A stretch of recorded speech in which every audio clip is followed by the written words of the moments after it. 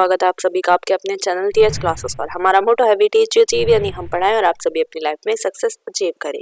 तो लेकर आ गई हूँ एक और नई वीडियो जिसमें मैं आपको बताने वाली हूँ एडमिशन से रिलेटेड बहुत ही ज़रूरी जानकारी।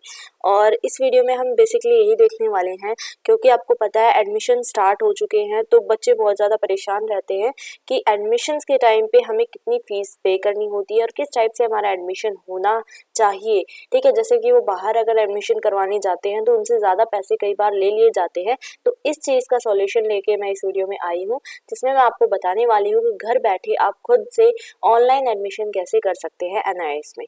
तो बिल्कुल आपने सही सुना, घर बैठे मैं आपको बिल्कुल सही सटीक जानकारी देने वाली हूँ ऑथेंटिसिटी के साथ, और हर एक स्टेप मैं आपको बताऊंगी कैसे कैसे आपको एक एक स्टेप फॉलो करना है तो आप आराम से एडमिशन ले सकते हैं एनआईएस में। ठीक है, तो प्लीज़ इस वीडियो को पूरा देखिएगा, बिल्कुल भी स्किप मत कीजिएगा। अगर आपने एक भी स्टेप स्किप करा तो शायद आपसे एडमिशन ना हो पाए।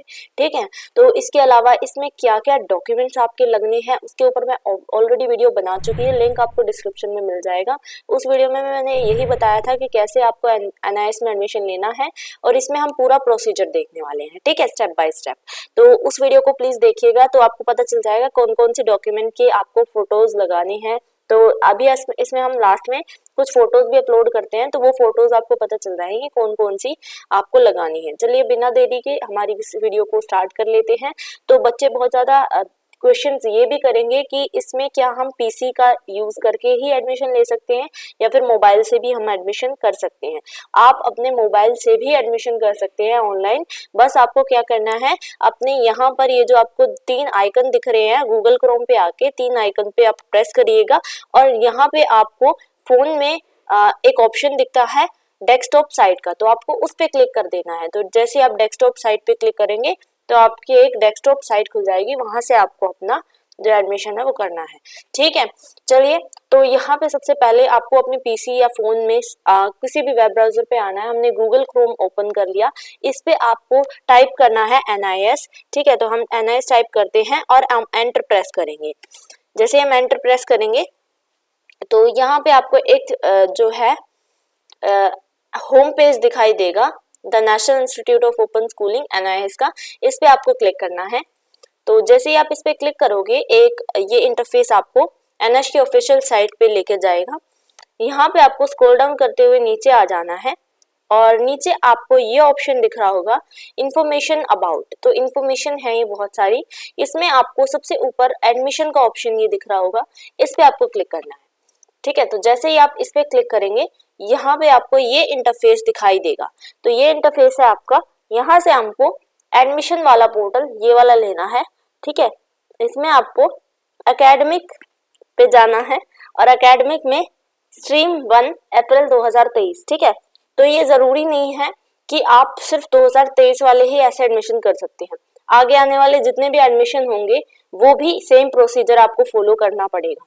ठीक है, तो ये हम अभी 2023 वाला कर रहे हैं, तो हम 2023 पे क्लिक करेंगे। तो अगर आप आगे किसी भी उसमें एडमिशन लेना चाहते हो, सेम आपको प्रोसीजर फॉलो करना होता है। तो आपकी ये इस तरीके से स्टूडेंट पोर्टल खुलता है, जहाँ पे आपको कुछ इन्फॉर्मेशन देनी पड़ती है जिससे आपका एडमिशन होगा। ठीक है, तो ये हमारा आ जाएगा चूज स्टेट या यूटी का। यहाँ पे आपको फिर बेसिक डिटेल्स, जैसे आप इसको फिल कर दोगे सही सही, आपकी basic details, optional details, subjects choose करने का ऑप्शन, डॉक्यूमेंट अपलोड का ऑप्शन, और लास्ट में आपका रिव्यू करके पेमेंट का ऑप्शन खुलेगा। ठीक है, तो हमें ये वाली डिटेल्स बिल्कुल आराम से ध्यान से फिल करनी है। चलिए तो हम फिल कर लेते हैं।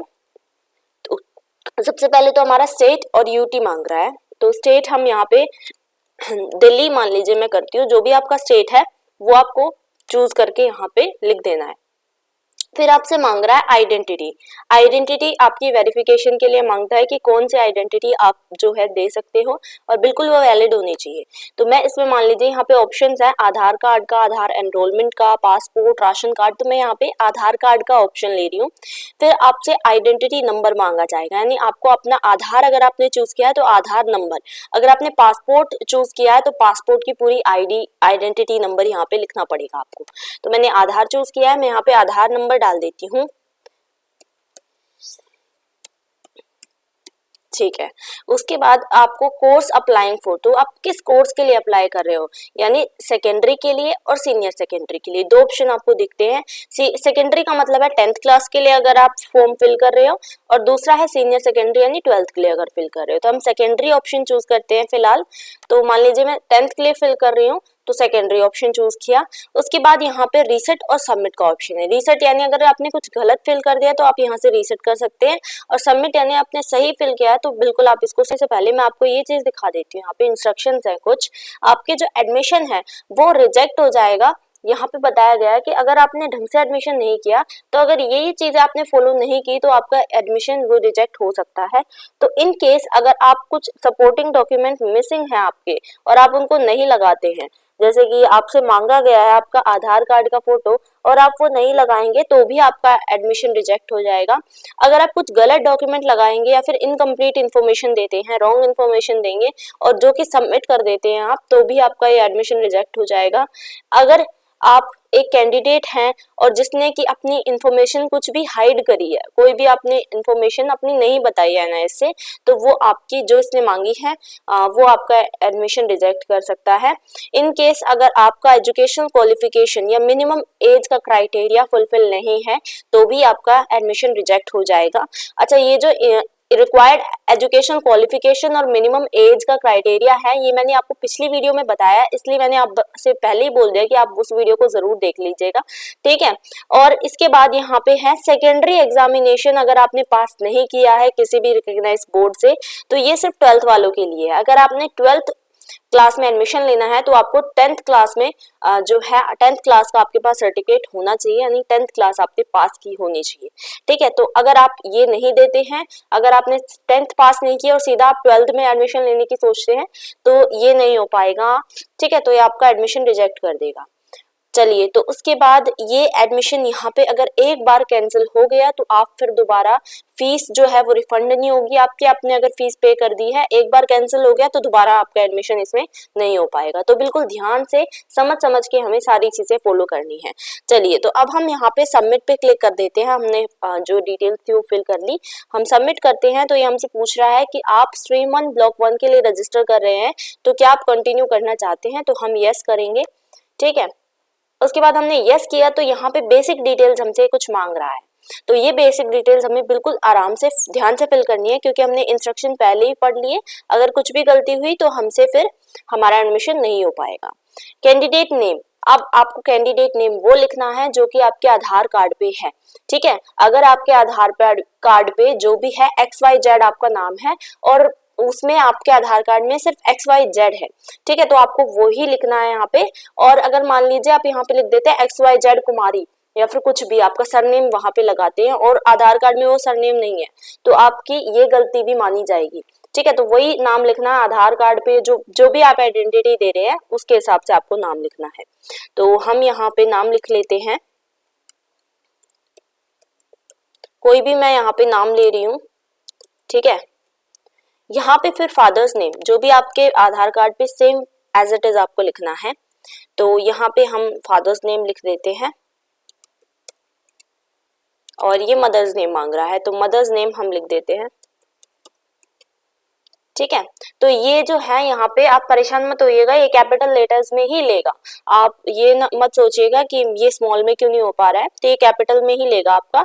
उसके बाद यहाँ पे आपकी डेट ऑफ बर्थ मांगी जा रही है। डेट ऑफ बर्थ आपको फिल करनी है, वो इस तरीके से आपको दिखाई देगी। जो भी आपकी डेट ऑफ बर्थ है वो आपको फिल कर देनी है। यहाँ पे मैं ऐसे रैंडमली कुछ भी डेट ऑफ बर्थ ले रही हूँ, ठीक है। आपको सेम एज इट इज वही फिल करनी है जो आपकी है रियल में, जो आपकी आधार कार्ड में है। उसके बाद यहाँ से आपका बेसिक जो जेंडर है वो पूछा जा रहा है, मेल, फीमेल और ट्रांसजेंडर। तो हम यहाँ पे मेल फिल करते हैं। अभी यहाँ पे आपका जो आधार नंबर है, क्योंकि आपने आधार कार्ड चूज किया था स्टार्टिंग में, तो यहाँ पे आपका आधार नंबर का ही वो मांग रहा है, ठीक है। तो हम आधार नंबर फिल करते हैं यहाँ पे, ओके। सो नेक्स्ट आपका मोबाइल नंबर और ईमेल आईडी। अब इनको फिल करते समय आपको बिल्कुल ध्यान से इनको फिल करना है। मोबाइल नंबर आपको वही फिल करना है जो कि अभी वर्किंग में हो, क्योंकि इस पे आएगा आपका ओटीपी। और ओटीपी के अलावा भी आपकी जो जब तक आप एनआईएस में रहेंगे, यानी 12th या जितनी भी आप क्लासेस चाहते हैं, इसमें जो भी आप इसमें पास करेंगे तब तक ये मोबाइल नंबर आपका चलेगा। तो आपको बिल्कुल ध्यान से ये मोबाइल नंबर रखना है, क्योंकि बुक्स वगैरह भी इसी मोबाइल नंबर पे आपके मैसेजेस आएंगे। तो हम अभी फिल कर देते हैं मोबाइल नंबर। नेक्स्ट है आपकी ईमेल आईडी। तो ईमेल आईडी भी आपको बिल्कुल वैसे ही ध्यान से रखनी है। मोबाइल नंबर और ईमेल आईडी दोनों पे आपका जो ओटीपी है वो आएगा, ठीक है। तो हम यहाँ पे मोबाइल नंबर हमने फिल कर दिया, अब हम यहाँ पे कर रहे हैं ईमेल आईडी फिल, ठीक है। ओके, हमने ये फिल कर दिया। उसके बाद यहाँ पे आपको देखिए जनरेट ओटीपी का ऑप्शन दिख रहा है। अभी नीचे मैं आपको दिखा देती हूँ। यहाँ पे देखिए एड्रेस और अदर इन्फॉर्मेशन ये अभी लॉक्ड है। अभी जैसे ही हम यहाँ पे जनरेट ओटीपी पे क्लिक करेंगे तो हमसे ओटीपी मांगेगा, और फिर जब हम ओटीपी फिल कर देंगे दोनों का तो यहाँ पे ऑप्शन खुलेंगे, ठीक है। तो हम जनरेट ओटीपी पे क्लिक करते हैं। जैसे हमने जनरेट ओटीपी किया तो यहाँ पे बोल रहा है कि आप 3 टाइम ही रजिस्टर कर सकते हैं एक सिंगल मोबाइल नंबर से। हमने जो ये नंबर है वो 2 या 3 बार अगर हमने ज्यादा बार कर लिया है तो ये दोबारा नहीं लेगा, ठीक है। तो आपको ये बात भी ध्यान रखनी है। चलिए अब जनरेट ओटीपी पे हम क्लिक करेंगे। जैसे हमने जनरेट ओटीपी पे क्लिक किया तो यहाँ पे सबसे पहले तो ईमेल ओटीपी हमारा मांग रहा है। देखिए इसको आने में थोड़ा सा टाइम लग सकता है, और साथ ही में यहाँ पे आपकी टाइमिंग भी चल रही है, ठीक है। ये देख लीजिए यहाँ पे 9:49 मिनट्स ये टाइमिंग लेता है, 10 मिनट की। 10 मिनट के अंदर आपको ओटीपी फिल करना होगा। और ये जो ईमेल ओटीपी है ये आपको वैसे इनबॉक्स में नहीं दिखाई देगा। आपको क्या करना है, अपने ईमेल पे अपने स्पैम वाले उसमें जाना है, ठीक है। जैसे ये आप देखेंगे स्पैम पे जाने के बाद आपको ईमेल ओटीपी दिखाई देगा एनआईएस की तरफ से, क्योंकि एनआईएस वाले ज्यादातर स्पैम में ही भेजते हैं। तो आपका यहाँ पे दोनों ओटीपी आपको ध्यान से फिल करने हैं, ठीक है। मोबाइल नंबर का ओटीपी, और जैसे कि मैंने आपको बताया ईमेल का ओटीपी आपको स्पैम में जरूर चेक करना है। नेक्स्ट हम यहाँ पे मोबाइल नंबर का ओटीपी फिल कर देते हैं।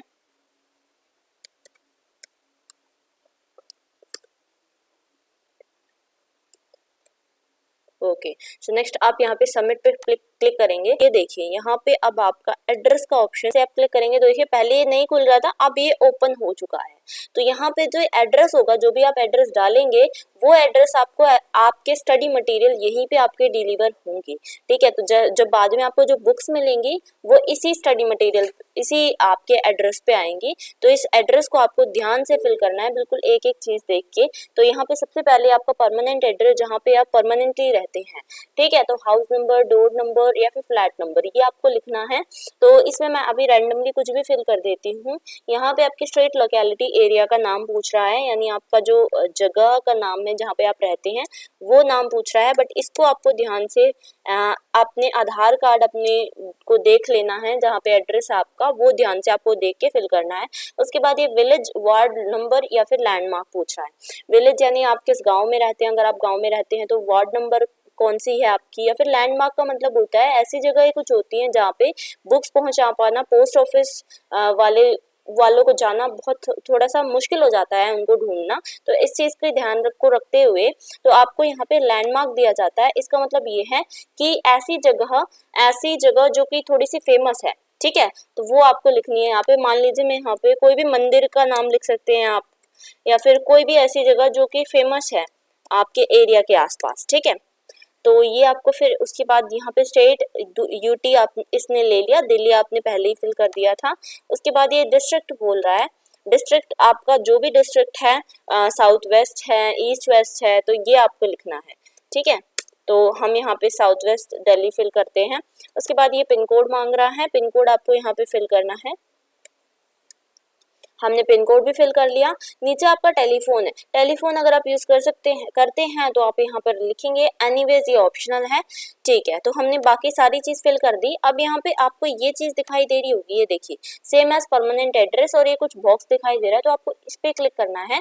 और जैसे आप क्लिक करेंगे राइट आ जाएगा। इसका मतलब सेम है आपका परमानेंट एड्रेस भी और कोरेस्पोंडेंस यानी जहाँ पे आपकी बुक्स आएंगी वो एड्रेस भी सेम है, ठीक है। और अगर अलग अलग है यानी परमानेंट एड्रेस अलग है और बुक्स आप कहीं किसी और एड्रेस पे मंगाना चाहते हैं तो वो आप यहाँ पर फिल कर देंगे उसी एड्रेस का नाम, ठीक है। नेक्स्ट आपको नीचे स्क्रॉल डाउन करते हुए आ जाना है। और नीचे आपको अदर इन्फॉर्मेशन यहाँ पे क्लिक करना है। जैसे आप अदर इन्फॉर्मेशन पे क्लिक करेंगे आपसे कुछ आपकी बेसिक अदर इन्फॉर्मेशन मांगी जाती हैं। तो यहाँ पे सबसे पहले आपका सोशल कैटेगरी या कास्ट का मांगा जाएगा। तो यहाँ पे आपकी कुछ जो कास्ट है वो दी गई है। जनरल से आप बिलोंग करते हैं, SC ST हैं, OBC हैं, तो वो आपको फिल करना है। बट इस बात का आपको ध्यान रखना है, अगर आप SC या ST या OBC फिल करते हैं तो आपको अपना जो सर्टिफिकेट है वो देना पड़ेगा। अगर आपके पास सर्टिफिकेट नहीं है तो आप जनरल पे क्लिक करेंगे। उसके बाद एक्स सर्विसमैन, अगर आपने पहले कोई सर्विस की हुई है तो वो आप क्लिक करेंगे, अगर नहीं तो ये नो पे क्लिक करेंगे। ऑर्फन का मतलब है यहाँ पे कि आप अनाथ हैं, तो वो अनाथ है तो आप यहाँ पे क्लिक करेंगे ऑर्फन पे, अगर नहीं तो नॉट एप्लीकेबल करेंगे। ठीक है। उसके बाद यहाँ पे आपसे योर प्रीवियस क्वालिफिकेशन, यानी कि आपकी आपने पिछली जो पढ़ाई है वो किस क्लास से छोड़ी है। ठीक है। तो अगर मान लीजिए अगर कोई बच्चा है वो 10th क्लास में एडमिशन लेना चाहता है तो उसको मिनिमम 8th क्लास का पासिंग सर्टिफिकेट देना पड़ता है, और अगर आप 12th में एडमिशन लेना चाहते हैं तो आपको 10th का पासिंग सर्टिफिकेट देना पड़ेगा। ठीक है, पासिंग या फिर फेल सर्टिफिकेट। तो यहाँ पे अभी मैंने ये मैंने पिछली वीडियो में भी आपको बताया था कि आपको कौन कौन से किस तरीके से क्या क्या डॉक्यूमेंट लगाने पड़ेंगे। यहाँ पे हम अभी लेने वाले हैं 10th के लिए एडमिशन कैसे लेते हैं। तो अभी हम कर लेते हैं यहाँ पे 8th क्लास के लिए। ठीक है, तो 8th क्लास में यहाँ पे चूज कर रही हूँ। जैसे आप 8th क्लास चूज करेंगे या कोई भी क्लास चूज करेंगे तो वहाँ पे आ जाएगा प्रीवियस क्वालिफिकेशन, जो भी आपकी लास्ट स्टडीड क्लास है, यानी जो भी क्लास में आपने पढ़ाई छोड़ी है उसका सर्टिफिकेट यहाँ पे फिर मांगना आपको पड़ेगा, यानी ये अपलोड करना पड़ेगा बाद में जब हम डॉक्यूमेंट्स अपलोड करेंगे। तो आपको बिल्कुल वही अपनी बिल्कुल बेसिक जो भी आपकी सही इन्फॉर्मेशन वही आपको देनी है। उसके बाद पार्ट एडमिशन या फिर डुअल एनरोलमेंट का यहाँ पे एक ऑप्शन दिखता है। इसका मतलब ये है कि आपने आधा एडमिशन पहले कर लिया था या फिर आप दोबारा एनरोलमेंट कर रहे हैं तो भी आप यहाँ पे यस फिल करेंगे, अगर नहीं तो आप नो फिल करके जो है इसको कंटिन्यू करेंगे। उसके बाद टाइप ऑफ डिसेबिलिटी, अगर आपके कोई भी डिसेबिलिटी है आपके अंदर तो वो आप यहाँ से चूज करके फिल कर सकते हैं। तो जैसे कि अगर आप ब्लाइंडनेस है, विजुअल इम्पेयरमेंट है, ठीक है, हियरिंग इम्पेयरमेंट है, ठीक है, आपको सुनाई कम देता है, दिखाई कम देता है, तो ये सारी चीजें हैं। मेंटली रिट्रेशन है आपके अंदर, तो ये सारी बहुत सारी आपको डिसेबिलिटी मिल जाएंगे। अगर नहीं है कोई भी डिसेबिलिटी तो नॉट एप्लीकेबल पे आप क्लिक करेंगे। उसके बाद मीडियम ऑफ स्टडी मांग रहा है, यानी कि आप किस मीडियम से अपनी पढ़ाई को जारी रखना चाहते हैं। तो यहाँ पे बहुत सारे मीडियम आपको दिख रहे होंगे, एसएमईज, इंग्लिश, गुजराती, हिंदी। तो आपको पता होगा कि NIS जो है वो 3rd नंबर का बोर्ड है, तो ये पूरे इंडिया में, ऑल ओवर इंडिया और वर्ल्ड में भी फैला हुआ है। तो सभी लैंग्वेजेस यहाँ पे आपको देखने को मिल जाएंगी कि कौन से मीडियम में आप पढ़ाई करना चाहते हैं। तो आप यहाँ पे मान लीजिए अगर हम हिंदी में करना चाहते हैं तो हम हिंदी चूज करेंगे। तो यहाँ पे बोल रहा है, जैसे आप हिंदी पे क्लिक करेंगे तो ये कह रहा है कि आपका जो स्टडी सेंटर होगा वो आपके मीडियम ऑफ स्टडी के हिसाब से आपको दिया जाएगा, यानी जब आपको आपका स्टडी सेंटर दिया जाएगा तो जो भी आप मीडियम चूज करेंगे उसके हिसाब से आपको मिलेगा। ठीक है। उसके बाद आपका गार्जियन और इंस्टीट्यूशन का नाम है, तो गार्जियन का नाम आप कुछ भी जो भी आपको पढ़ाई में हेल्प करता है उसका नाम आप लिख सकते हैं। ठीक है, तो हम यहाँ पर नाम लिख रहे हैं, कोई भी हमें नाम लिख देना है जो भी आपका गार्जियन हो। उसके बाद आपके प्रीवियस क्वालिफिकेशन स्टेटस क्या था, क्या आप मतलब जो भी क्लास हमने चूज की है, 8th क्लास जैसे मैंने इसमें चूज की है, तो आपकी इसमें फेल या फिर कंपार्टमेंट आई थी या फिर आप इसमें पास हो गए थे। तो हम यहाँ पे पास कर लेते हैं। तो जैसे हमने पास किया तो यहाँ पे आपसे बोल रहा है कि पास या फेल का आपको स्टडीड का सर्टिफिकेट मेंशन करना पड़ेगा, स्टेटस मेंशन करना पड़ता है और फिर सर्टिफिकेट भी आपसे मांगेंगे, तो ओके पे क्लिक करना है। उसके बाद हमने ये सब कर लिया। नेक्स्ट आपसे बोला गया है डिक्लेरेशन के लिए, तो डिक्लेरेशन के लिए जब आप क्लिक करेंगे तो यहाँ पे ये बोल रहा है कि I the deponent do hereby solemnly declare and verify the contents of the above declaration are true to the best of my knowledge and belief and nothing material has been concealed or suppressed by me। तो इसका मतलब ये है कि जो जो मैंने चीजें ऊपर इंफॉर्मेशन बताई हैं वो सारी मेरी नॉलेज में सही है और कोई भी मैंने गलत इंफॉर्मेशन नहीं दी है। ठीक है, तो अगर आप बेसिकली आप दोबारा से अपनी जो इन्फॉर्मेशन है वो चेक कर सकते हैं, और अगर आपने कुछ भी गलत इन्फॉर्मेशन दी है तो उसको आप हटा दीजिएगा और उसको सही कर दीजिएगा।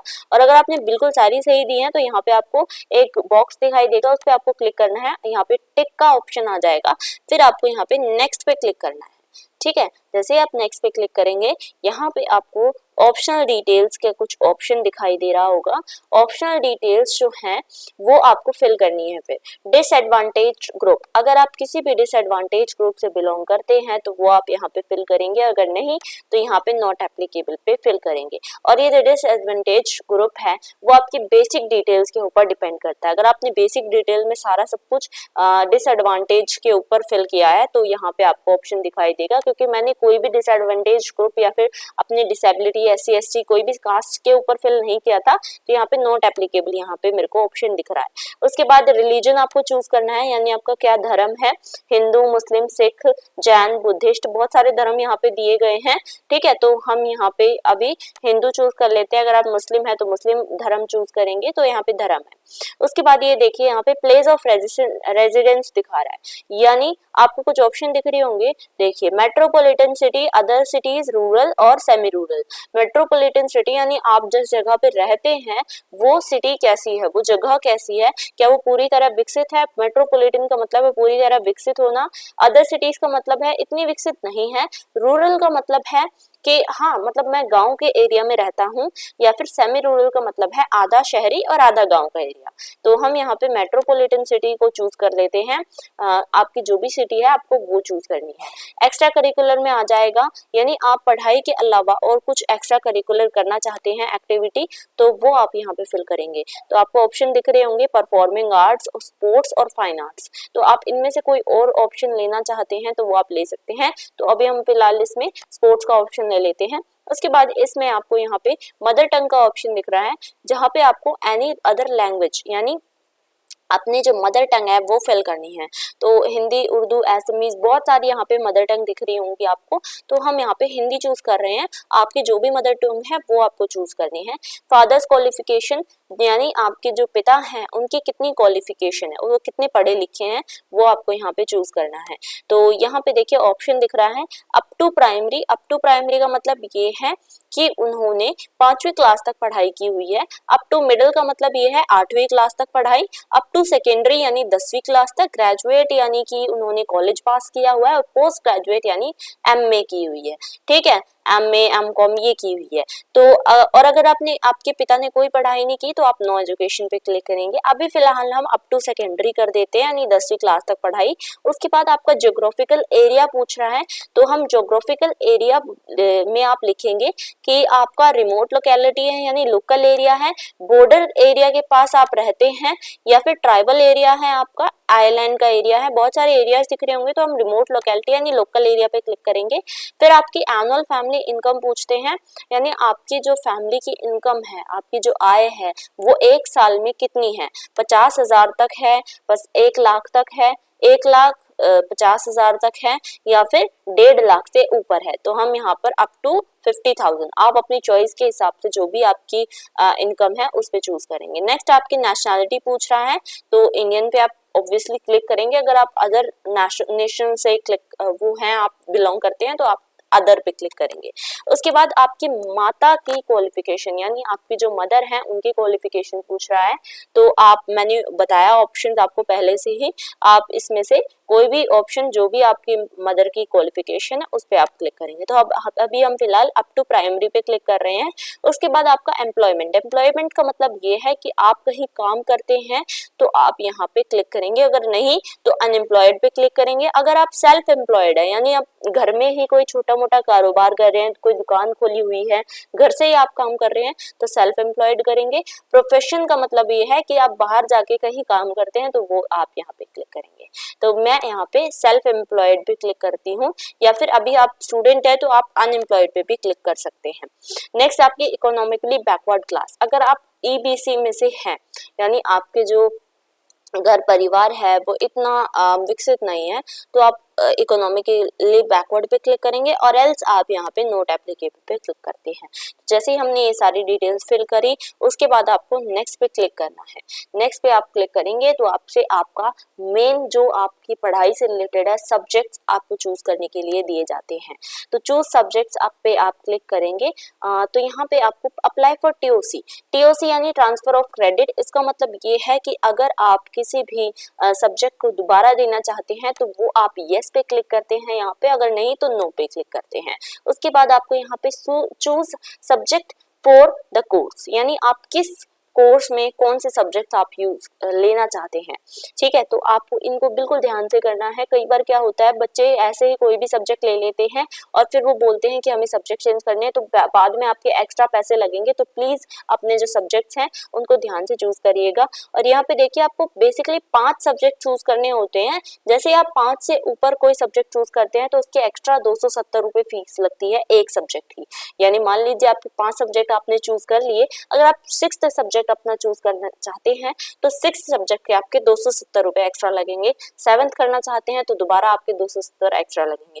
तो हर एक सब्जेक्ट पे फिर 270 एक्स्ट्रा रुपए लगते हैं। ठीक है, तो अब हम यहाँ पे कोर्स ग्रुप ए, मैक्सिमम यहाँ पे आपको 2 सब्जेक्ट लेने हैं और मिनिमम आप 1 ले सकते हैं। तो हम यहाँ पे एक बार हिंदी चूज कर लेते हैं, एक बार इंग्लिश चूज कर लेते हैं। उसके बाद यहाँ पे group A B, minimum subject 1 लेना है। इसको आप चाहे तो छोड़ सकते हैं या फिर आप यहाँ से चूज भी कर सकते हैं। तो ग्रुप ए बी के सब्जेक्ट वही आते हैं जो आपकी लोकल लैंग्वेज है, वो सब्जेक्ट आएंगे यहाँ पे, जैसे कि अरेबिक, असमीज, बंगाली, गुजराती, तो आपकी लोकल लैंग्वेज वाले सब्जेक्ट आएंगे। आप चाहे तो इनमें से ले सकते हैं और अगर नहीं तो अब वो आपकी इच्छा है।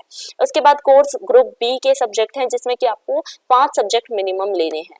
ठीक है, 5 मैक्सिमम सब्जेक्ट लेने हैं। इसका मतलब ये है कि मैक्सिमम आप 5 ले सकते हैं इसमें से, नहीं तो आप इसमें से कोई भी 1-2 सब्जेक्ट जो भी आपको पसंद है वो आप ले सकते हैं। तो यहाँ पे देखिए ऑप्शन बहुत सारे हैं आपके सब्जेक्ट के। ठीक है, तो आपको जो भी सब्जेक्ट लेना है, जैसे बच्चे होम साइंस लेते हैं, ठीक है, उसके अलावा मैथ्स आपको लेनी है, अकाउंटेंसी लेनी है 10th क्लास में, तो वो आप ले सकते हैं। तो अभी मैं इसमें से जो है एक मैंने होम साइंस ले लिया और एक मैं यहाँ पे पेंटिंग ले लेती हूँ।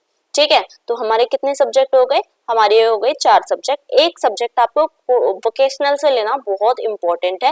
वोकेशनल का जो कोर्स होता है इसमें से आपको बिल्कुल एक सब्जेक्ट लेना ही लेना है। तो यहाँ पे हम अपना ले लेते हैं एक कोई भी सब्जेक्ट, ब्यूटी कल्चर और हेयर केयर मैंने यहाँ पे ले लिया।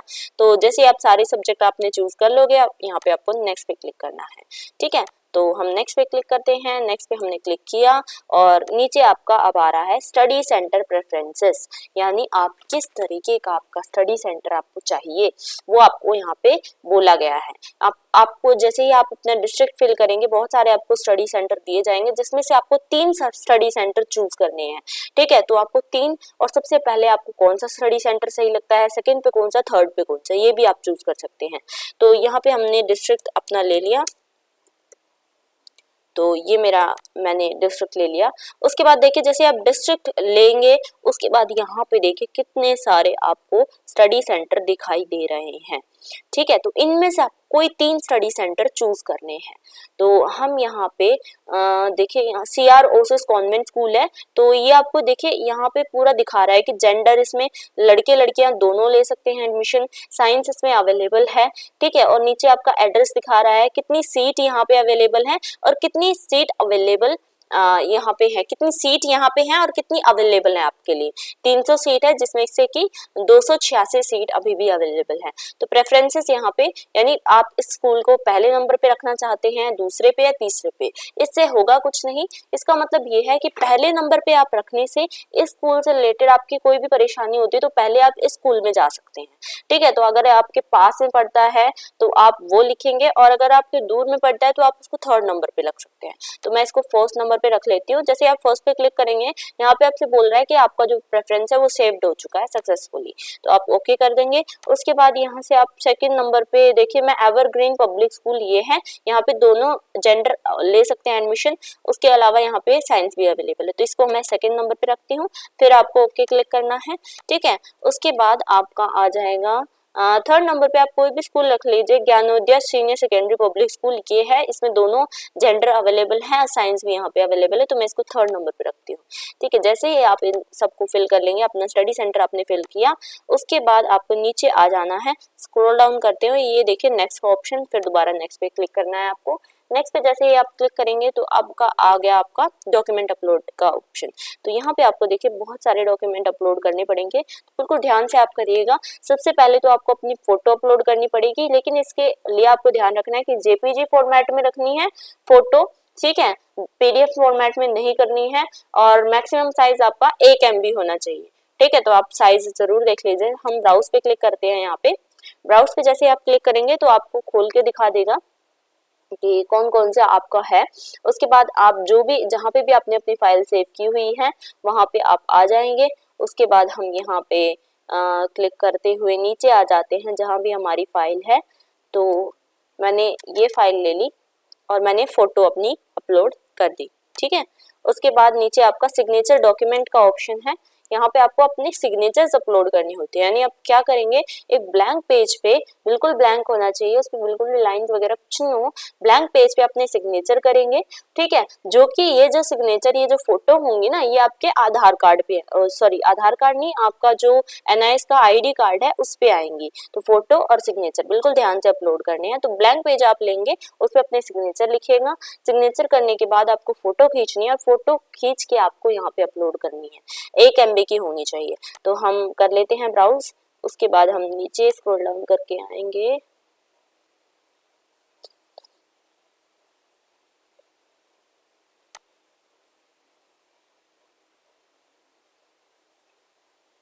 तो सिग्नेचर आपको अपलोड कर देने हैं। ठीक है, तो मैंने यहाँ पे NIS की ही फोटोज ले ली। तो आप यहाँ पे जो है सिग्नेचर अपने जो भी अपलोड करने हैं वो आप कर दीजिएगा। उसके बाद आइडेंटिटी डॉक्यूमेंट पूछ रहा है।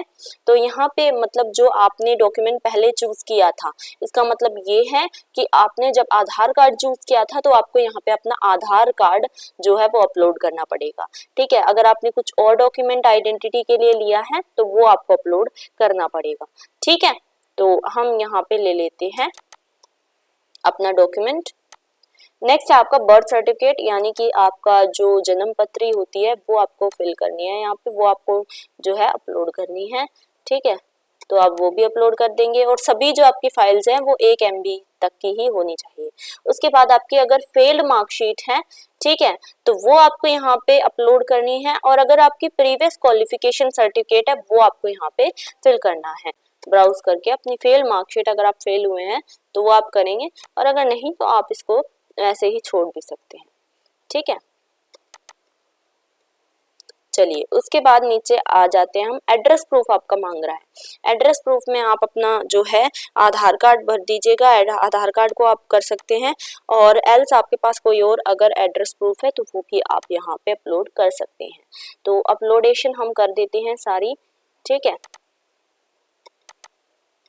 चलिए उसके बाद आपका कास्ट सर्टिफिकेट, अगर आपने मैंने अभी जनरल कास्ट चूज करी है तो मुझे कोई कास्ट सर्टिफिकेट अपलोड करने की जरूरत नहीं है। लेकिन अगर आपने SC ST OBC कोई भी कास्ट ली है तो आपको कास्ट सर्टिफिकेट अपलोड करना पड़ेगा। उसके बाद आपका डिसेबिलिटी सर्टिफिकेट है। डिसेबिलिटी सर्टिफिकेट यानी अगर हमने डिसेबिलिटी चूज करी है तो आपको वो करना है। एक्स सर्विसमैन सर्टिफिकेट आ जाता है फिर नीचे। और अगर आपके पास और कोई भी सर्टिफिकेट है तो वो भी आप यहाँ से चूज करके ब्राउज कर सकते हैं, यानी आप अपलोड कर दीजिएगा। ठीक है, और फिर उसके बाद आपने सारे डॉक्यूमेंट सही सही अपलोड कर दिए। नेक्स्ट पे आप क्लिक करेंगे। नेक्स्ट पे जैसे ही आप क्लिक करते हैं तो उसके बाद आपका ये इंटरफेस आपका खुल के दिखाएगा, जिसके यहाँ पे आपको दिख रहा है रिव्यू। रिव्यू का मतलब ये है कि आपको अपने जो डिटेल्स हैं जो भी आपने फिल करी है वो आपको अच्छे से देखनी है। आपने सही फिल करी है, कुछ गलती करी है तो वो अभी भी आप यहाँ से देखिए, आपको पेंसिल जैसा कुछ दिख रहा होगा ना, इस पे आप क्लिक कर सकते हैं और इस पेंसिल पे आप क्लिक करके अपनी सारी डिटेल्स को एडिट कर सकते हैं। ठीक है, डिटेल्स हमने अगर फिल सही करी हैं तो नीचे हम आ जाएंगे और नीचे ये देखिए डॉक्यूमेंट्स भी हमें दिख रहे हैं, कौन कौन से डॉक्यूमेंट हमने अपलोड करे हैं, क्या क्या डॉक्यूमेंट है, सही है या नहीं है। उसके बाद आती है हमारी बात फीस की। अब देखिए बहुत सारे बच्चे बोलते हैं कि मैम हमसे तो बहुत ज्यादा फीस ले ली और हमने जो फीस थी वो इतनी फीस नहीं लगनी थी और मैं कितनी फीस देनी पड़ती है एग्जैक्टली। तो ये देखिए यहाँ पे फीस भी आपको NIS बताता है कि आपको देखिए रजिस्ट्रेशन फीस तो 1800 रुपये लगी है। उसके अलावा आपकी ऑनलाइन एप्लीकेशन फीस 50 रुपये है। तो यहाँ पे टोटल फीस हमारी दिख रही है 1850। यहाँ से आप अपनी टोटल फीस देख सकते हैं।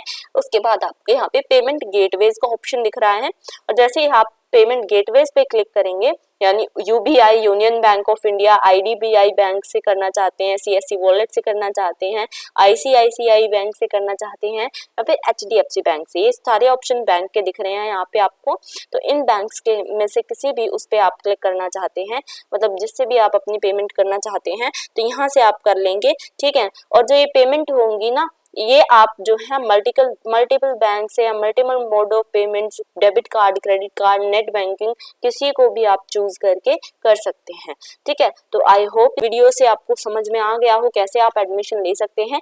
और जैसे ही आप देखिए यहाँ पे क्लिक कर देंगे, यूबीआई हम क्लिक करेंगे तो आपको पे नाउ का ऑप्शन समझ में आएगा, दिखाई देगा। तो इस पे नाउ पे आप क्लिक करते हैं तो देखिए ये आपका इस तरीके से इंटरफेस आपको दिखाई देगा। और यहाँ से जैसे ही आप क्लिक करेंगे तो आपको देखिए यहाँ पे दिख रहा है कार्ड्स का ऑप्शन, नेट बैंकिंग का ऑप्शन। नेट बैंकिंग पे आप क्लिक कर लीजिएगा अगर आप फोन से करना चाहते हैं अपनी पेमेंट तो। ठीक है, नेट बैंकिंग पे क्लिक करके आप अपनी जो पेमेंट है वो कर दीजिएगा। और 1850 यहाँ पे पेमेंट भी आपकी दिखाई दे रही है। ये देखिए हाईलाइट कर देती हूँ, 1850 भी आपको दिख रही होगी पेमेंट।